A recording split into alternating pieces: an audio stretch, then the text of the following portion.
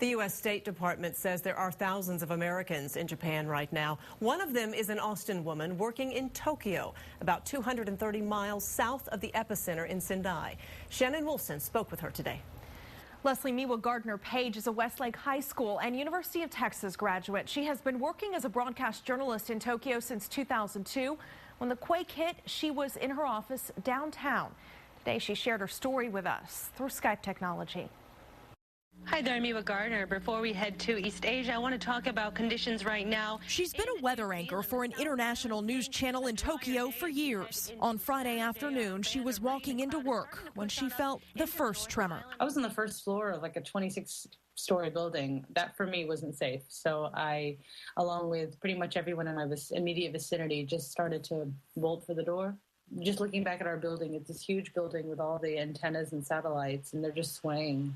And then as quickly as it began, it stopped. So Miwa and her co-workers went back inside their building.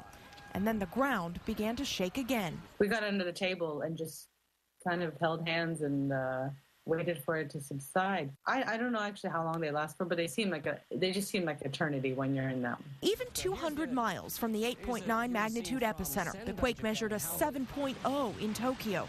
There is little structural damage there, but also very little communication. I was able to also confirm with, thankfully, due to technology on Skype or Facebook updates actually, and Twitter, that my friends are okay and that my family in Japan, because I have family here, were also safe. It was 6 hours before her family in Austin was able to reach her and find out she was safe as well. It's still going to unfold quite slowly and tragically, I think, over the next, 24 and 48 hours. Love your loved ones and be thankful that you live in a place where the ground is still.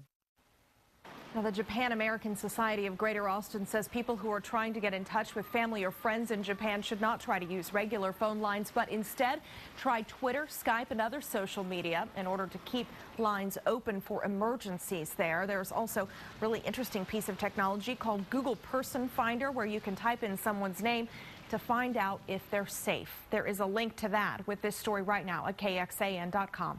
Live in the studio, Shannon Wolfson, KXAN, Austin News.